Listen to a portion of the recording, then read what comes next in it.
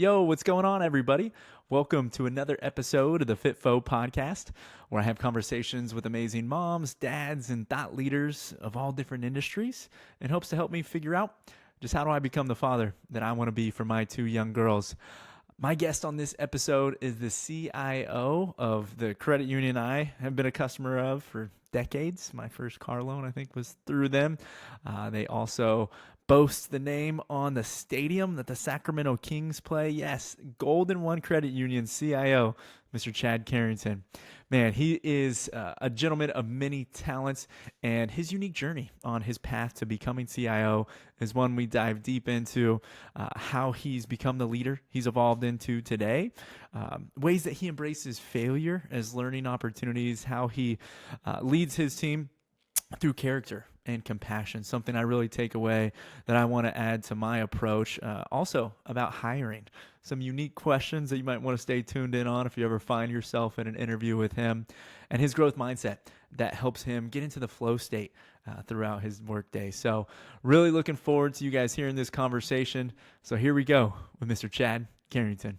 And we are live. Nice. Well, thank you, Mr. Chad Carrington. Appreciate you coming on the pod today. Absolutely. Thanks for having me. Yeah, man. I know this was kind of a quick turnaround. Got connected to you through a mentor of mine, Dave Sanders, and he's like, you got to have Chad on the podcast. That guy is one of the most interesting, charismatic leaders I've ever met. So appreciate you coming on. Absolutely. Thank you. Yeah, so I think a fun context, obviously your role now, CIO of Golden One Credit Union. But how you got there was the first fascinating story for everybody in the room when you came and told it here. So maybe give a high-level overview of how you got to where you're at through the ranks in tech. And growing up, I was a student athlete here in town. Big baseball player, all-state kind of kid, that type of thing. And I realized, like, right towards the end of my baseball career, when I was in my teens, I wasn't going to be able to do it. Mentally, I didn't have it. Physically, I could do it. I can pretty much do anything on a field, but mentally, I just wasn't there. And so one day, I just was like, I'm done with this. And the next day, I was actually in boot camp in the Marine Corps. Wow. Yeah, just walked away from the sport completely. A lot of great friends that I knew play ball, went on to play pro ball, and they had amazing careers. It was awesome for them, but yeah, I just couldn't do it mentally, and I knew something was off, and I just walked away from everything, and so tried something different.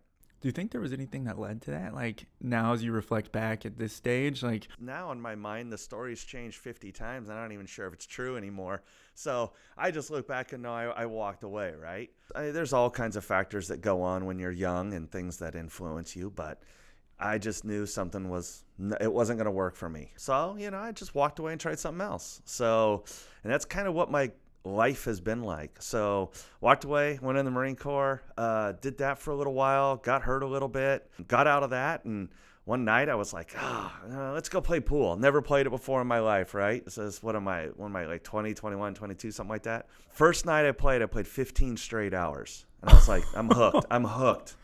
And a year later, I was on the road playing pool.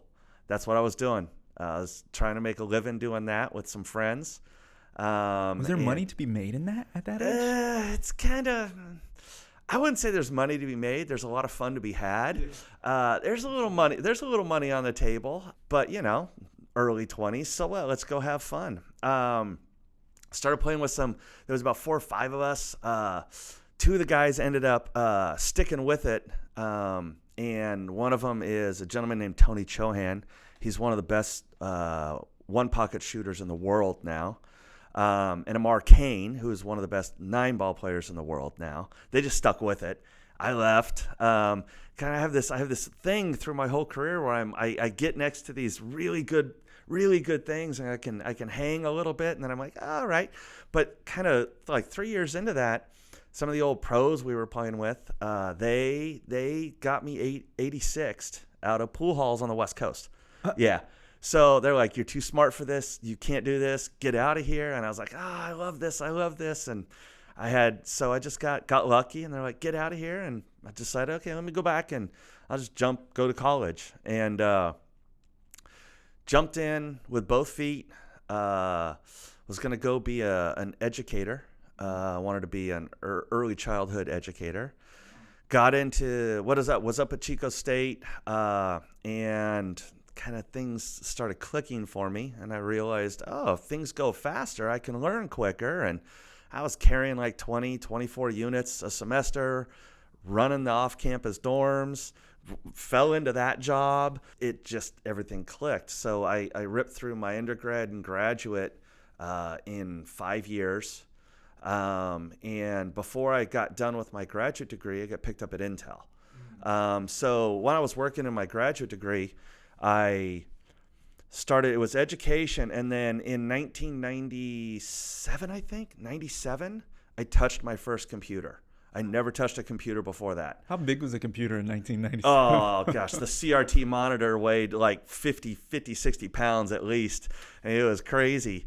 And touched my first computer in like 97, and I was hired at Intel in 99. Man, to be able to do 2 years to get to, at that time, one of the leaders, if not the leader. In technology, yeah. So, and I went over there to help them work on, I was doing work in education, but with technology. So it was technology and education. And then over the span, I was there for about 8.5 years, something around there. And during that time, I helped them build what ended up being, in about 2005-ish, 2006-ish, the second largest learning management system in the world. So I helped architect and design and build that over my career there. And during that time, the team I worked with, which was a bunch of wonderful individuals, we had developed this model, the software development lifecycle model, that was very progressive for its time. We were able to produce on a high volume very quickly, with very low error rates, and innovate and rapidly innovate. And so you think about Intel and their manufacturing, right? That's what we're renowned for. And so you think about what's going on now in modern technology development around what happened starting probably really caught on probably 7, 8, 9, 10 years ago about Agile and that style of working, right? Which is really just a way for business units that interact with IT to actually see progress and be able to work with them, right? And you can measure it. IT used to be this enigma of things, right? Oh, IT is working on it. What are they working on? Nobody knows what. But it kind of made the process of what we do very understandable by business. They're there at the table with you. They're helping you get through stuff. And, everyone's becoming technologists now. So you've got to embrace that, right? And everyone has skills, and you got to tap into those skills. We were doing that very early on at Intel. And we were iterating and building things that were pretty progressive. And so did that for a while. Intel was a wonderful place to work. At that time, and pardon me for cutting you off, did I maybe ask you this before? Was Andy Grove there, or who was the leader? No, Andy wasn't there. So that was at my end of my tenure. It was Paul Ottolini, I believe, and then there was a person or two. There was there was 1 to 2 CEOs while I was there. It was post Andy era. He was still around. He was still, I think he's the chairman of the board. I think he was still very actively involved. But I didn't have. It was the Intel that everyone thinks, right? So they built this amazing machine, and they built this culture of everyone needs to speak up. Everyone needs to talk about something. And it was born out of those problems they had. And I think it was in the early 90s with a floating point error. And culturally, it allowed it to get to production, and they had to change the culture, right? Yeah, I've been studying that a lot with OKRs and Andy Grove, and I think Measure What Matters. I don't know if you've ever read that book or not, but they talk about how it spawned out of his brainchild. Right. And for me, I'm curious to learn for you. Did you take a lot of Intel principles with you and apply those into later on, or? Yeah. So I had a great mentor at Intel, and she told me, when you leave Intel, the next job after Intel should really be recover, because when you come out of Intel and you go to other places, it's just culturally, it's very dynamic, and it's very hard to transition. So I took her advice when I left Intel. I was like, okay, I'm gonna go take my rebound job. I'm gonna go to a local company. I wanted something that was more on the not-for-profit, helping communities, that type of thing. From the really big, like hard driving enterprise style at Intel, I wanted something that was a little bit more connected. And so I said, okay, let me find that, and let me find something that can allow me to kind of like take a break, focus on something like specific that isn't going to tax me, isn't going to get me working 70, 80, 90 hours a week, right? Mm. I was lucky and fortunate enough to land a position at Golden One, and when I was there, I actually started in their marketing department doing their website. That's what I was over. I was running their website. And what does a bank website look like back then? Oh, I looked at the Wayback Machine. It's not pretty. It's not too bad.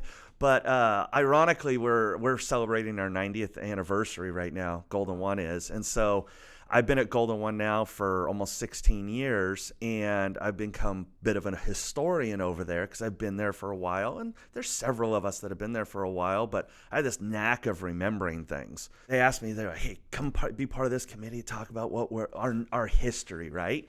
So I was like, let's go find what our website looked like when we first put it out, right? So we found the very first one on the Wayback, the first snapshot on the Wayback Machine, and oh my gosh, it's not pretty at all. And it was at about, I think it was 97 was the first snapshot we grabbed, right, that we could see. And I was looking at it, I was like, man, that looks just like the tacky websites I was building back then when I was starting to learn. Yeah. So, but it was so fresh and new back then. It's been an absolute journey. And so I was there for about 6 months. And I was on a panel, so they did panel interviews. And one of the individuals on the panel, a gentleman named Tom, wonderful individual. He was over IT, and then the executive who hired me was, of course, over marketing, but there was a panel with both of them. And apparently during the hiring process, Tom realized at some point this person's going to come over to IT. Mm-hmm. And so he was super excited about that. Well, I'm there about 6 months, and in 2008, a website could go down for a while and nobody would it's not the end of the world, right? The online banking was having some significant problems, and it was going down and up, down and up, down and up, down and up, like more down than up for about 2 weeks. So it was a really challenging issue, and they got through it, and they're like, hey, can you come over and help us with this? And I was like, 6 months in, I was like, oh yeah, I'm on my rebound. And I was like, all right, I'll go help. I'm here. I'm at the company. I like what we're doing here. So I jumped over and started in the infrastructure side, purely on the data center, the pure like IT stuff, the servers, the hardware, the databases, that type of stuff, the core banking system, those types of things. And so it was infrastructure, so I wasn't, and we weren't really doing a lot of software development per se. And so it was more vendor management and more of those things. And so, at Intel, you learn how to do that stuff and you learn how to do it well. And so I was able to just get in there, help evolve the programs there on the IT side with a real focus on making sure that we deal with availability, because we saw it back then that is going to be the key. We saw the leaders back then, Donna Bland, Tom, those folks, they knew that technology was going to be the way to run a financial institution. Mm. And so it's the backbone of it. You have everyone there, a lot of wonderful individuals doing different things to help our members, but underneath it all is that technology. And the first thing it needs to be with any technology is, if it's a tool that the business needs, it needs to be available, right? So that's where it starts. And so that's really what I focused on for several years, is building that out for them.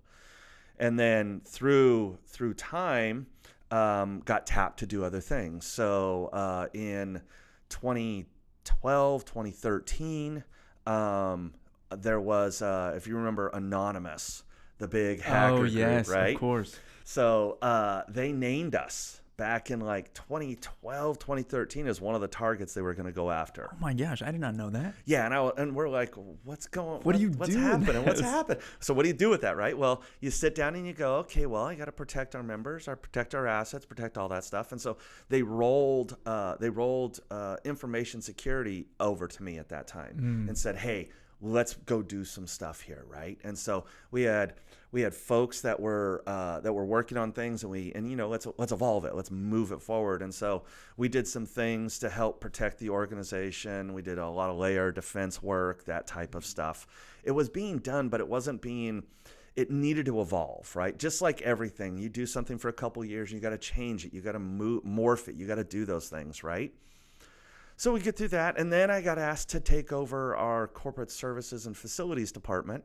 I've seen a trend. You just kept saying yes. Yes, okay, bring it on. I like the next challenge. And so whatever I can do, whatever organization I'm with, I'm like, what do you need me to do? What do you need me to lead? How do you need me to get through something, right? So we just applied the same rigor that you apply in IT to facilities and corporate services. And by doing that, that's when we were going through, Golden One was going through they were doing a rebranding. And that's when we went through and they had me remodel every one of our retail spaces. And the ask was very simple. Just like IT, you keep everything running when you're doing upgrades. We would like to keep the branches open while you're remodeling the entire space. Seems like a tall task. It was a fun task. We got it done. We did 77 branches in 3 years. All across California? All across California. When my CEO approached me, she said, Chad, we can't have technology without a facility, and we can't have a facility without technology. So there's an alignment here. And so, just every opportunity I got, I just took on. And when it came to leadership, when I look backwards and I look at leadership, I never really saw myself as a leader when I was younger, but there was this, it just happened. Every situation I got into, I just ended up naturally getting into the leadership position. So when I was in the Marine Corps in boot camp, they have this basic thing they do with squad leaders and this structure, this military structure. And I was just going along, and all of a sudden, somehow I found myself as a squad leader. And then, it just naturally, that kind of stuff just started happening. And so, how early do you think that started happening? Was it even before the Marines? Like, as a parent now, it's very top of mind for me, is like, how do you enable or hopefully empower your generations in the future to think like that? Like, to want to be a leader, but let it just organically happen at the same point? So I never wanted to be the leader, right? It just happened. So the situations I was put in, I would think, for me, of course, growing up, when I grew up, we were a little bit more free to do what we wanted to do as kids, right? I think it's a little different today. But you're doing your own thing. You were out, and I'm going out. See you later. Come back when the street lights come on, type stuff. Where were you? I was out doing stuff and whatever, right? You're out just having fun. And so I don't know when it happened. I think a little of it came. You're forced to do some of that stuff potentially. They bring some of that stuff out of you when you're in the military, and you find it or you don't find it. And then you got to have a little independence as well too. So when you think about playing pool on the road, and you're kind of on your own. You're doing your own thing. You're out. You're scrappy, right? I think the one thing that helped me get through all this is I failed a lot. But you kept bouncing back. But you got to keep bouncing back. And I think that's really one of the traits is taking failure and then just embracing it. Baseball is failure.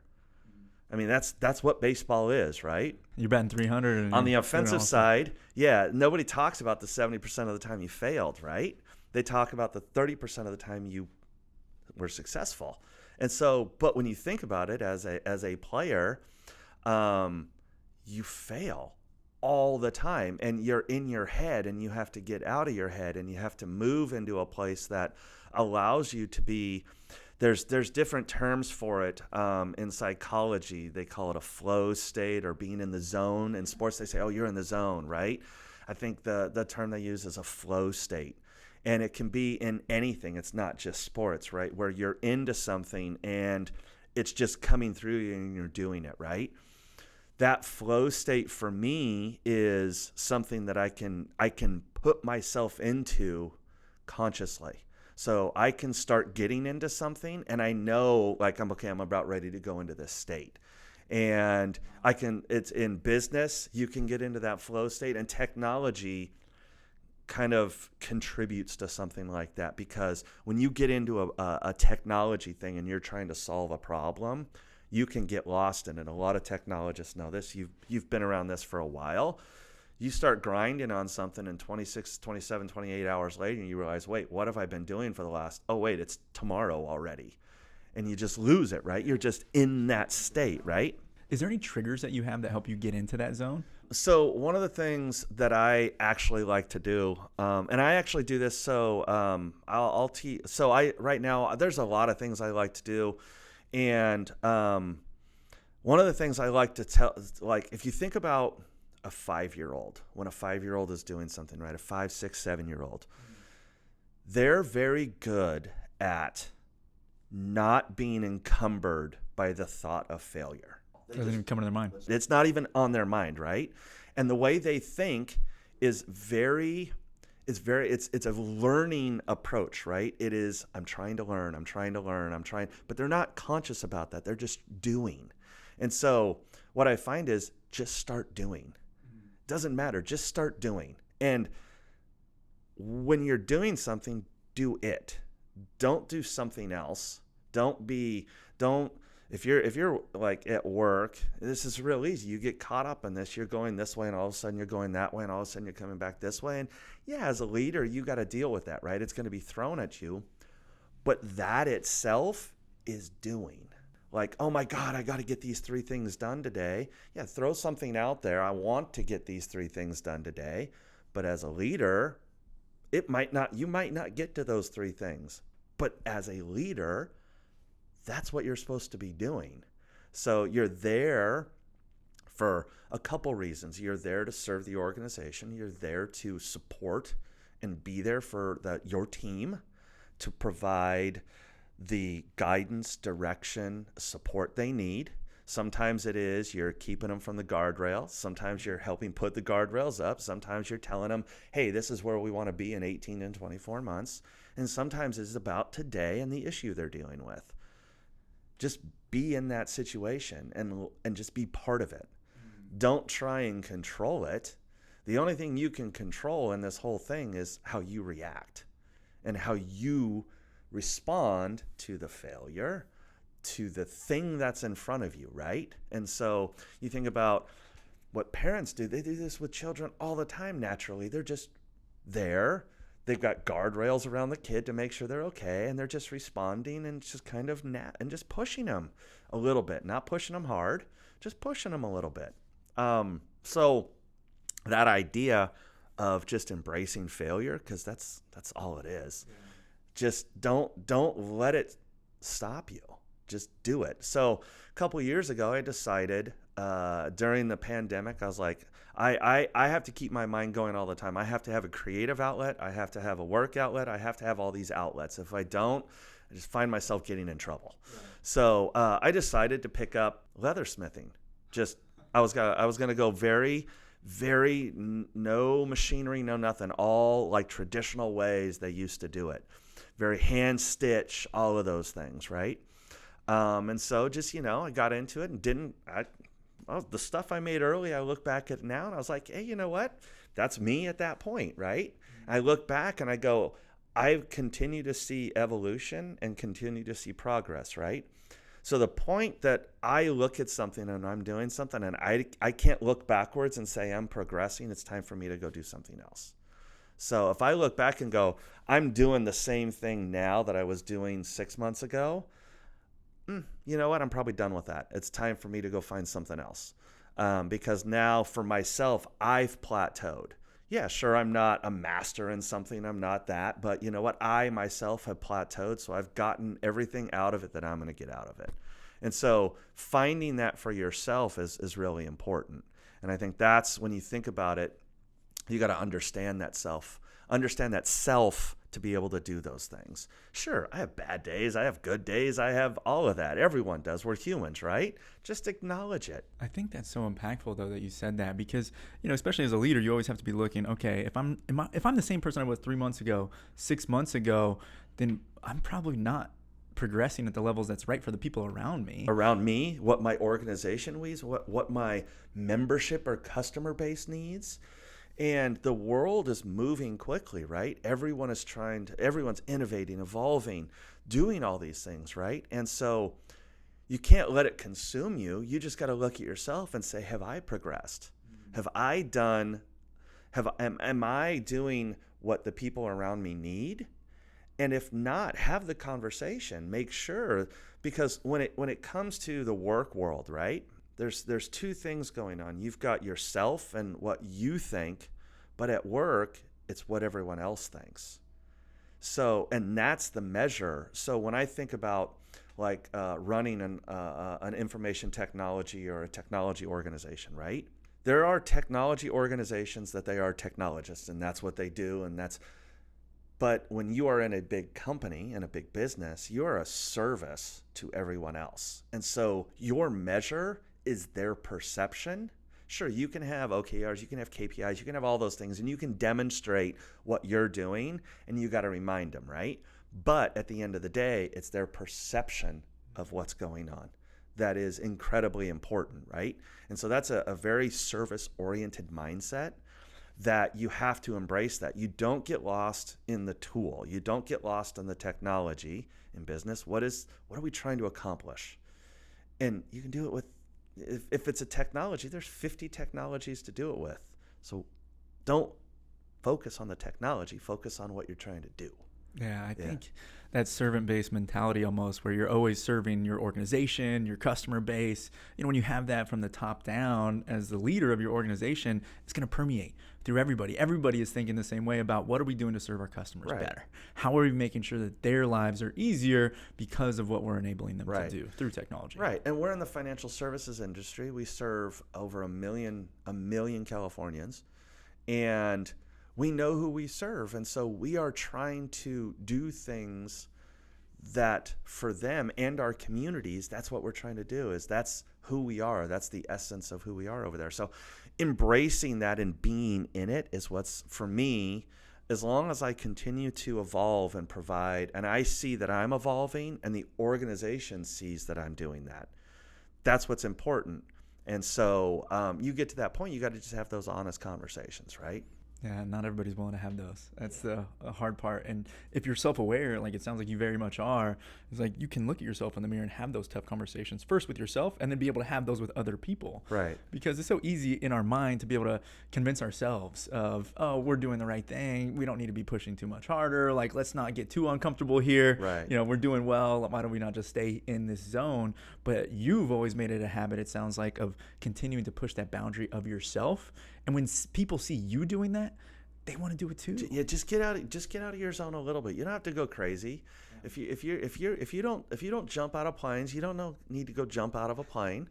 But I mean, yeah, getting into places that are a little bit out of your zone, a little bit out of your comfort space, right? Now, everyone falls into it. I fall into the rut of my comfort zone, and I just every once in a while I got to shake it up, right? Mm-hmm. And I got to look at it and understand, okay, well, how do I do something different? And I'm human just like everyone else, right? I'm going to have my bad days. I'm going to have my good days. I'm going to try and normalize them as much as possible. I don't want to have super high peaks and super high valleys, but at the same time, just understanding that and working through it. I had a philosophy professor in college who talked about the peaks and valleys of emotionally, and how if you can try and, normalize the peaks and valleys, right? Mentally, you can enjoy the peak and understand the valley more. And so that's kind of the idea. And if you think about that through every walk of life, right? Connect the dots to everything. In business, what are you trying to do? You're trying to normalize your processes, your outputs, so that it's consistent, right? In family life, what are you trying to do? Stop the chaos. make sure everyone can come home and we don't have a blow up in the house, right? Yeah, with a 2 and a 4-year-old, it's like a nightly occurrence. It's how do we stop the chaos So and not exactly. overreact? And that goes Right. back to the normalization. that you The talked peaks about. and vallees, Yeah. right? And so he was a very interesting character. It was fun in college. I had a lot of professors who, if everyone remembers, like they would always grade on a curve and all that stuff, right? Every class I was in, I was known to blow the curve. So the professors and I all started talking. They're like, Chad, we're going to put you on a different scale. We're just not going to have you in the normal curve for everything. And so it was pretty fun because I would walk into a college course and be like, hey, can I take the final? And if I get 100%, am I good? And they're like, sure. Done. I'm out. Because I had consumed all the material like in prep for the course. That was the only way I can do as much as I was doing. And so I was like, oh, is it there? Am I ready? Okay. And sometimes I would go in and try it and fail. Okay, I'll go through the whole thing. But yeah, no, I just had a knack to learn. And so what I found out was you have to crank the knob on me. So for me to be interested, I got to crank the knob. I got to go full tilt into something, and you got to throw a lot at me, and it actually gets easier and easier for me. You're one of those rare breeds. Yeah. So when did that come to the role that you're in today? So for me, we were talked about this earlier, where I was like, yeah, give me more. Yeah, give me more. Okay, give me more. Okay, give me more. And I'm fine with that. And so I'll know when it's like, okay, hold on, I'm into something right now. Okay, nope, now I'm ready. Okay, give me more. So, and I don't know what it was, because ironically, in my in my K through 12 education, I was considered slow. I was actually put in remedial classes. I was considered incredibly slow. I was an athlete, and they thought I was slow. So, and what I learned was, it wasn't that I was slow. It's that what was being given to me was too slow. And so I adjusted to what was in front of me. And so almost chameleon-like, I adjusted to the environment I was in and just kind of responded that way. So when I was able to go into the next few things in my career, I sped things up, and all of a sudden I found that I could start like doing things more. So kinesthetically and physically, I could do a lot. So I was like, oh, do more. I can do more of this, and I can adapt to it quicker. I mean, I went from never playing the sport of pool to on the road, playing in tournaments. I had my card. I had my, they call it your speed. Your kind of you're in golf, they call it a handicap, and all different sports, they have this ranking system, right? So I was up in that space where I could hang with the pros in a very short time, but it was just this thing. I sped it up. I was doing it so much and consuming it. And my wife, she makes fun of me all the time. She's like, oh, you're getting lost in something else again. Oh, you're done with that now, huh? Okay. So it's pretty fun. Yeah. That's something that I think, it sounds like you obsess over it almost to the point where it's like you have to figure it out. Yes. And you're going to do whatever it takes to make sure you... And I think like a 5-year-old to do it. You don't think about failure. Don't think about failure. Yeah, that's a mindset that a lot of Yeah. people... I mean, that's such a growth mentality Yeah. to have. And so when did you become this role, CIO? So I had so in 2016, 2017, they had me doing a little bit of this. 2020-ish. Let's see, I'd say probably 2000. The title itself was 2021, 22, something like that. I think 2022. And when I took over this role, the ask of me was to, hey, as an organization, we are ready to we're ready to evolve. We have worked from a specific kind of epicenter, which was our epicenter was from the retail and branch space. I mean, this is what our members knew us for. This is what we were good service. Come see us. And so all the technology we had done over the years was to support that. So it was supporting that approach, the contact center and the branch, the human contact, right? The human interaction, which is incredibly important. Yeah, and you guys do it so well. I mean, always have. Service is phenomenal there. But we knew that if we're going to be here in another 90 years, right, and where everything is going, we have to transform and think differently of the way we approach what we provide as a service to our members. And so when we look at the generations that are coming up now, they start with digital and technology. They want the other experience, right? But if you think about what I just said, they start with digital and technology, and they want the service and physical presence experience, right? So our great board that we have, our CEO, our executives all recognize this. And then what they also recognized was, hey, how do we start this transformation? And it starts with the technology group. And so one of the things I was asked to do when I took this over was, hey, figure out how we're going to evolve. Okay, you've done things a certain way in our organization, in IT. We appreciate what you've done. You've always kind of pushed the boundaries. You've tried new things. How can we go through and make this transformation as an organization if we can't change how our IT is being perceived and our culture and those things, right? And so, and that's not to say what everyone before that time had done was bad or good. It was great for what it was. And like I said earlier, it's at the time, what's going on right then, right? Yeah, how do you what deal was with needed that? at that point. What do you need, right? And so came in and we started this journey, this digital, what our CEO and board called our digital transformation journey. And so it's not this, oh my God, this thing that's out there in the ether. It's we operated, the center of our universe was our branch, and everything was put to help them. Now what it is we're trying to make the center of our universe digital, and everything we do in our branches, our retail space, our financial consulting, all of those things, how do we enable this, all of those things with and technology? So a great example is we used to do things on our website where it's like, hey, you know what? Hey, okay, you can't do this, go into the branch. Mm-hmm. And all's the mindset it is, you got to be able to do it there.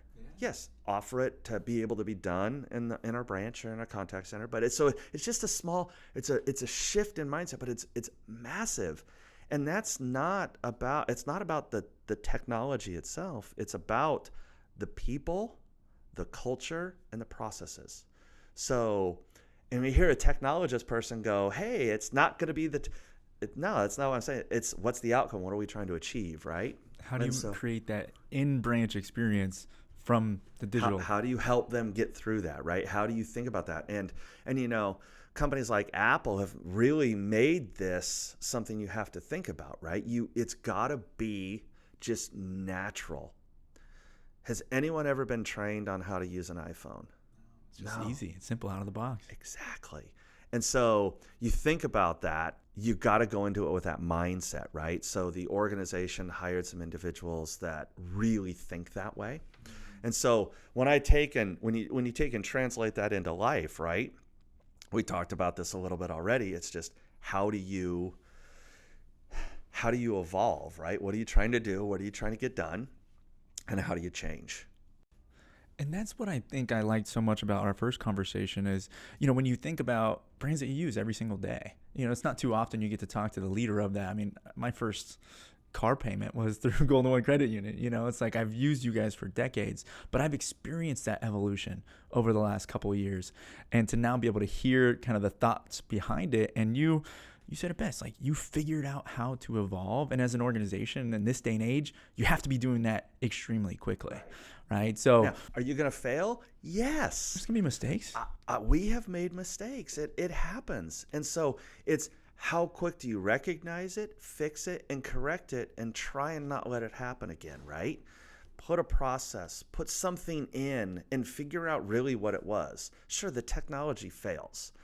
Yeah, you fix the technology, but when it comes to like finding the root cause of really what caused the problem, 9 times out of 10, it wasn't the technology. It was somebody forgot to do something, or somebody did something over here and didn't realize what it was going to do, or, you know, we have some systemic way of doing something that is actually causing the problem to manifest. And so, you got to get beyond that. And so working with technology folks, it's a challenge to try and get them to kind of do that, right? And so, but they're wonderful at it. You say, okay, let's figure this out, and they'll figure that thing out, right? But then you got to have leaders, and really strong leaders. And that's one of the things I focused on, was bringing on leaders when I took over that would have a look across the whole organization, not just our organization, right?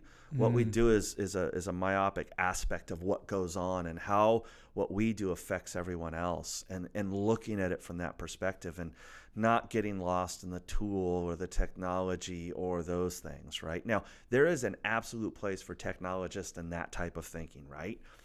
But we needed to transform, right? We needed to get to that place where we can say, hey, the folks who have hired us to help them achieve something need something, right?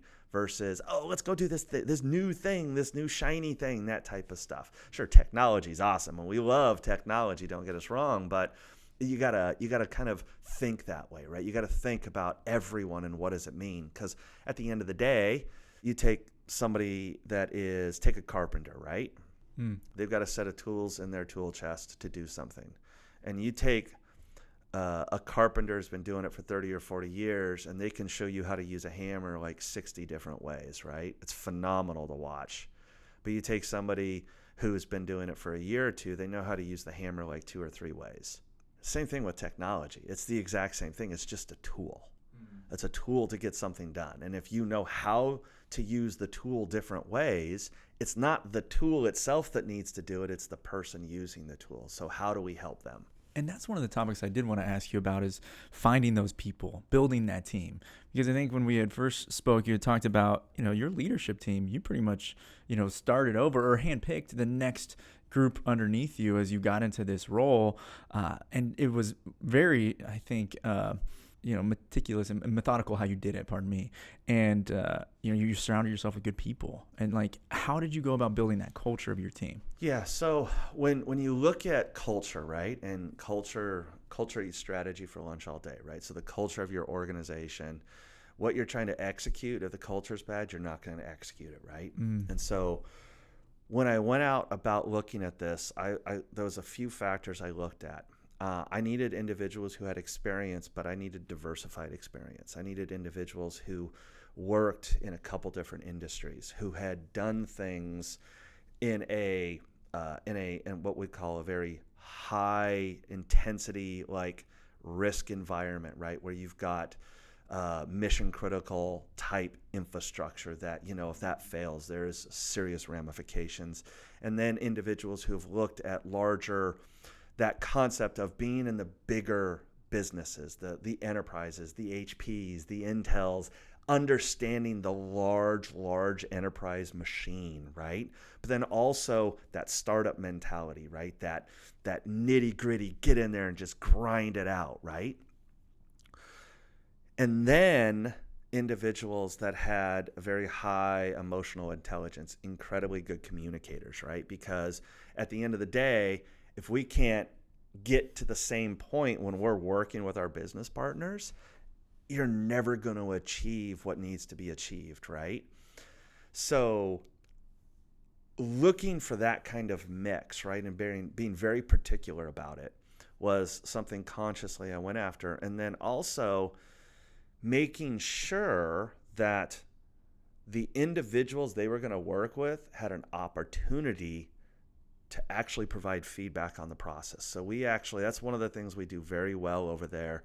Culture is incredibly important at our organization. And so the collaboration with others is just vital. And so through the hiring process we have over there, we do panels, we bring multiple interviews with different people. And then I sit back and wait for their opinion. What was their perspective? Could they work with that individual? So it was very thorough. I didn't jump right in to get but when you get there, as you go through that, when you get to that person, you're like, okay, I found it. I found the person. And you know what? You can still make mistakes. I mean, in our careers, we've all had hiring mistakes that happen, right? But then you get into it, you jump in and you kind of lay out, you be very clear what you're trying to do, and then you let them run, right? So I have four senior leaders, 4 vice presidents that I brought on that are doing phenomenal, that work across within my organization, down the organization, and outside the organization. And that's what they constantly are doing all the time, and they're phenomenal at it. But we have to always look at it and go, okay, what are we doing? What are we missing? Are the teams involved? Are we trying to do something that is frustrating them? Are we doing something setting something up that they won't be successful? And then listening, okay, what's going on? What's happening? What do we need to change? And just letting the pride go and the ego go that says, okay, what are we still trying to accomplish? Let's lay it out there. Do we all agree we're there? No, we need to change this. And so not being afraid to change is huge, is a very big trait that I'm looking for. Seems like that's a big tenet for you. Do you have leadership principles that you try to measure them against to see like, hey, this is who we are, this is what we're going to do with this group, and how do they fit in with each one of those? Yeah, so we do have ways of looking at this and working through it, and we have a wonderful HR department that helps put that stuff together for us and helps us with it. And there's a lot of feedback we give them. And again, that collaboration and that evolution, right? So again, though, it focuses on the person. So all of those things are great and they're tools to help you talk, but just talk to people. Just sit down and talk. Just have a conversation, right? Yes, the concept of the leader and the manager employee relationship, the dynamics around that, right, are difficult. But at the end of the day, I have a job to do A, B, and C. You have a job to do D, E, and F, and they have a job to do X, Y, and Z, right? It's just the job we have. And so, and then just understanding that and working through it. So that's kind of how I continually look at this and focus on it, is I try and listen. I talk a lot. Unfortunately, I'm trying to be better at this. I want to listen more. And my team, I can kind of see it. Oh, yeah, I'm talking too much. I need to back off. What's going on? But at the same time, I'm trying to make sure I'm articulate of what needs to happen. So in spending time, this in technology, if you don't articulate what the problem is and what the solution is, well, when you start working on that solution, it's going to fall apart real quick, right? And so you got to spend time up front. And that's about talking and having conversations and being there. So one of the things, this was a big thing that came from the leadership at HP about, I still do it and I can't get it out of me. And I've done this naturally my whole life. I walk around all the time. I'm talking to everyone, saying, hi, how's your day going? What's happening? Just real quick like that, right? Just being seen is one of the things I try and do a lot of. It's easy to fall behind a computer screen and do that stuff, fall into your office, and you're like, oh, I'm lost back here, right? I just try and get out as much as possible. I try and have the interaction. Everyone's so busy, right? But it's like, you got to do that stuff. Yeah, that's the little things that matter a lot, and they compound over time, in my opinion. What about if somebody finds their way into an interview with you? Do you have any favorite interview questions? So there's an awesome question that I have stolen from our CEO. It's a phenomenal question. If money and livelihood were all taken care of for you, didn't have to worry about it at all. You've got all the food you need, you got the housing you need, you got the money you need, right? What would you do? What would you do? So that's it. And just sit back and listen and see like what their passion is, and see if they can articulate what their passion was. Like for me, if that was the case, I would actually be a little league coach in the 8 to 11-year-old range. With one rule: the parents are only allowed to sit in the outfield on the other side of the fence. They're not allowed to be near the kids. I would have that would be it. Yep. Wow. So, yeah. So is there anybody that's bombed that interview, or like what's a response that makes you be like, There have been individuals who couldn't articulate an answer to that. It's a very weird question in a business interview, right? Yeah. And it lets you see if somebody can step back and go, let me talk to you about me, right? Let me turn off my business persona and talk about me. And so that ability to shift, because, we're human, right? We have a business personality. We have a home personality. Yeah, we get different. We have those things, right? And so it's that ability to do that. And so that question, and then the other fun question we started doing a little bit, and we're stealing this from one of my VPs that I brought on. This is a question he likes to ask: is how do you load the dishwasher? Interesting. Yeah. So that's a question for you. How do you load the dishwasher? Well, it depends if you're asking me that or my wife that. She might have a different response for how. I think it wouldn't be how I load it. It would be how quickly I load it. But for me, this is a difference of opinions. I think you have to clean the dish before it goes in the dishwasher. Okay. Because, I hate when you pull a dish out of that dishwasher and there's still pieces on it. I'm like, whoever put that in there did not rinse it first and make sure that it was wiped off.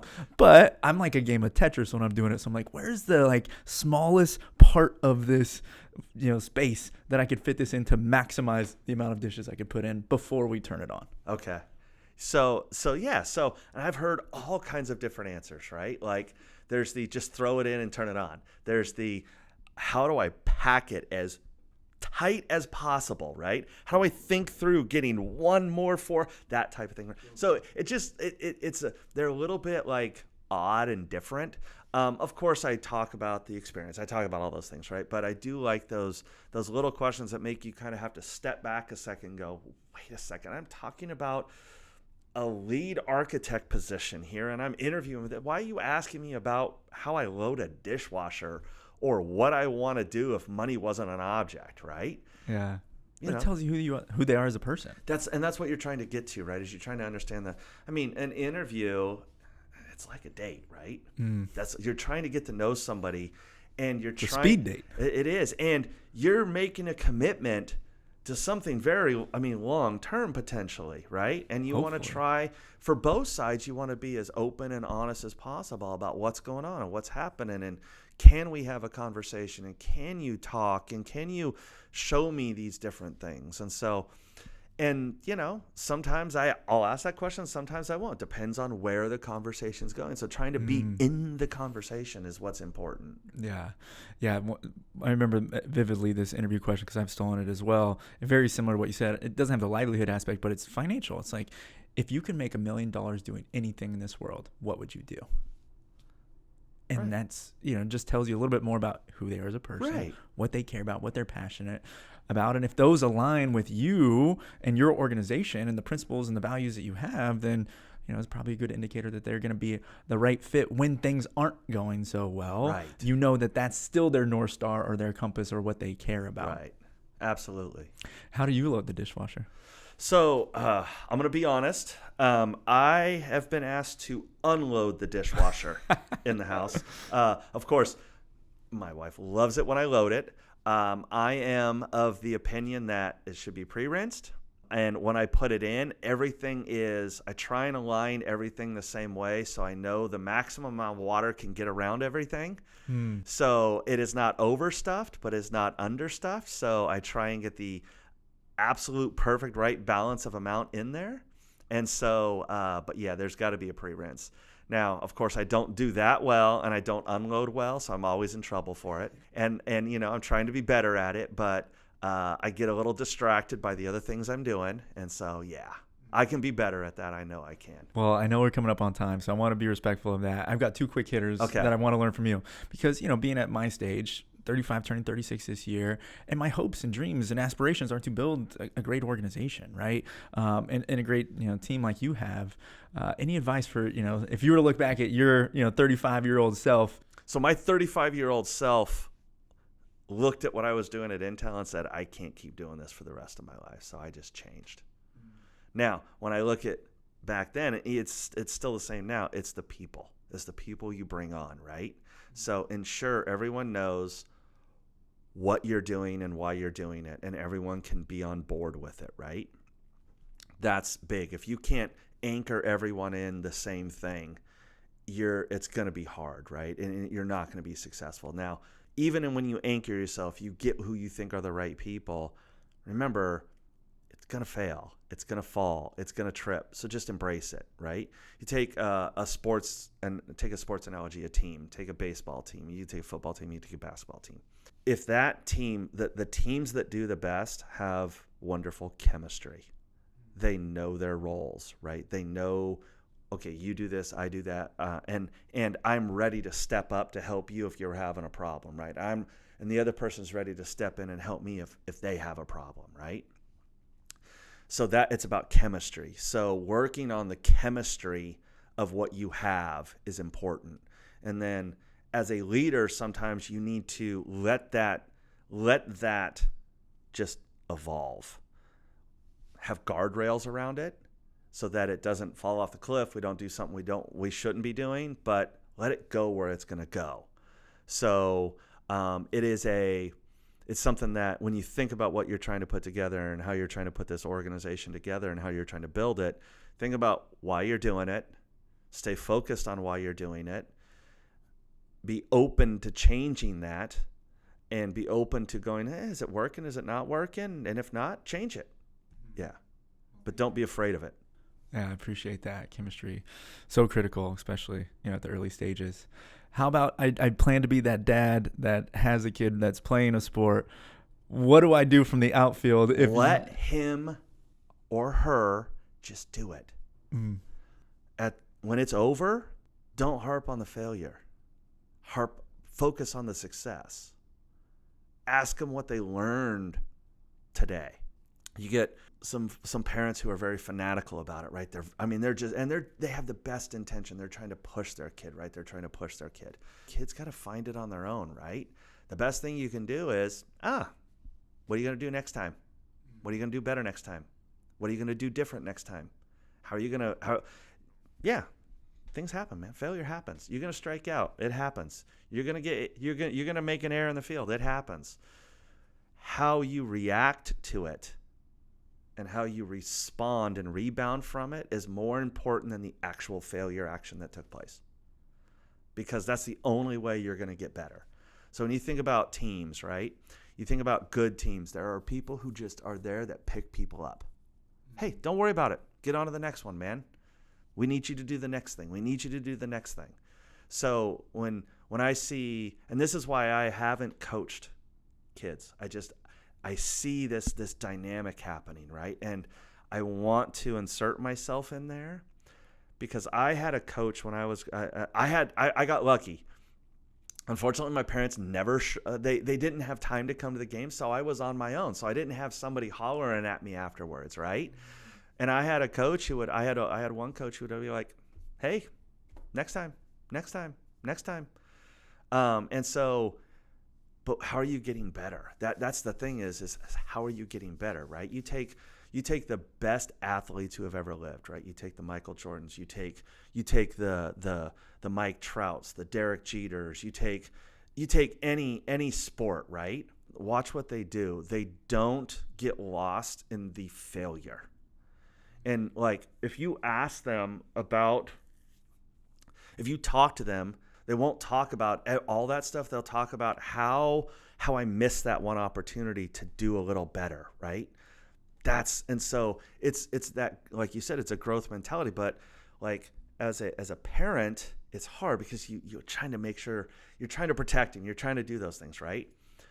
But falling and scraping your knee or falling, you learn from it, right? In sports, you got to fail to learn from it. If you're going to learn how to do something, if you're going to learn how to hit a curveball, you got to swing and miss at 1,000 curveballs to understand what it's doing.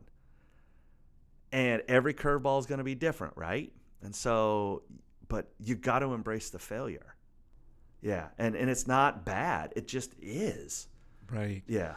Teaching them how to be able to embrace that failure and look at it as a growing opportunity. What do parents do the best when a child falls and scrapes their knee? They pick them up. That's all you're trying to do is pick them up. So if you've got kids in sports, just go sit like 300 feet away and watch. Yeah. And then at the end, let them be them and be there. Ask, hey, did you learn something today? Hey, what do you think you're going to do next time? Not harp on the fact they had a golden sombrero and struck out 4 times and had 3 errors, right? Yeah. There's no reason to bust their chops. It's over. There's nothing you can do about that except learn from it. Oh, man. Yeah. Well, thank you for sharing that. Yeah. And honestly, thank you so much for coming on today. This was great. I mean, it's packed full of information that I can take, I can go apply, and I'm sure others will as well. So I knew you probably had a bunch of other questions, and I just started rambling. No, And this so was that's the one of best my part. problems is rambling. So I think the best no. conversations come from being a conversation, not Awesome. an interview. So Awesome. appreciate it, thank sir. you. Thanks for having me out. All right, man. We'll talk Awesome. again soon. Excellent. And that's a wrap for my episode with Chad. After sitting down with him, I can tell just why his staff rave about his approaches to leadership. I obviously learned a ton about how to not just manage, but motivate, how he uses his character, his compassion to get the most out of his team. And his unique hiring skills is something that I'm definitely going to take away and probably talk to my wife tonight about how I empty the dishwasher. But anyways, hope you guys enjoyed. If you did, it would fire me up for you to leave a comment, share this with a friend, a leader, a family member, anybody that might take away some insightful knowledge from Chad. And please, if you have future topic recommendations, share those with me, either Instagram, LinkedIn, X, as you'll see me on a little bit more of. So looking forward to more conversations with you all. Thanks for tuning in. Now go be great and go FITFO some shit out.